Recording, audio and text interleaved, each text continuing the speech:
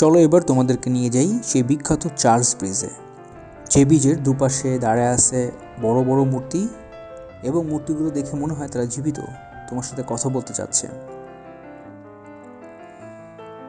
পাথরের ব্রিজের প্রতিটা স্টেপে হাঁটলে মনে হয় যে শত শত বছরের ইতিহাস ঐতিহ্য লুকিয়ে আছে। দিনের বেলায় শিল্পীরা এখানে ছবি আঁকে, রাতের বেলায় লুণ্ঠনের আলোতে আলোকিত হয়ে যায় চারপাশ, এবং যে নদীটা রয়েছে নদীর উপরে সেই আলোর রিফ্লেকশনে দেখে মনে হয় এটা যেন একটা ম্যাজিক্যাল সিটি। এখানে বিশেষ কিছু স্ট্যাচু রয়েছে, যেমন এই কুকুরের মূর্তি। এই স্ট্যাচুটা স্পর্শ করলে, উইশ করলে তার জন্য গুড লাক নিয়ে আসে, পাশাপাশি প্রাগে দ্বিতীয়বারের মতো আসার সৌভাগ্য হয়।